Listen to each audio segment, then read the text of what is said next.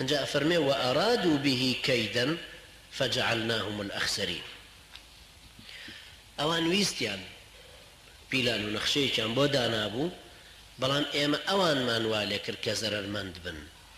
چونکە سەیدنا ئیبراهیم لێرە ئەو دەرسە فێرە بین، ئەو غیرەت و حەمیەی کە بۆ خوا جوڵاوە لەبەر خاتری خوای پەروەردگار ئاوا پاداشتی داوەتەوە. بەڕاستی ئەو کەسەی کە لە حەدیسی قودسیش هاتووە ئەفەرمێ ئەو کەسەی کە هەنگاوێ بێ بەرەو خوای پەروەردگار، ئەو کەسەی کە باڵێ بێ بەرەو خوای گەورە، مەسافەی قۆڵێک باڵێک، خوای گەورە مەسافەی هەنگاوێک دێ بەرەو لای ئەو. هەر کەسێک کە بۆ خوا بسوڵحێ، خوای پەروەردگاریش هاوکاری ئەوە بێ. ئین تەنصروا الله یەنصرکم. ئەگەر ئێوە خوای پەروەردگار سەرخەن دینی خوا، خوای گەورەش ئێوە سەرخا.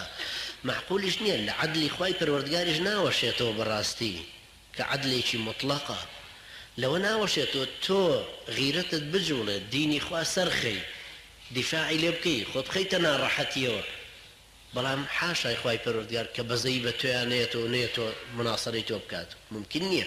ئەوە لەناو بەشەرا شتێکی ناممکنە، فەکەیفە بە خوای پەروەردگار. ئەنجا فەرمێ وەنەجەیناه وەلووطا، ئەویشمان ڕزگار کرد و هەروەها سەیدنا لووتیش کە برازای خۆیەتی و ئەویش ئێکێکە لەوانەی کە ئیمانیان بە سەیدنا ئیبراهیم هێناوە.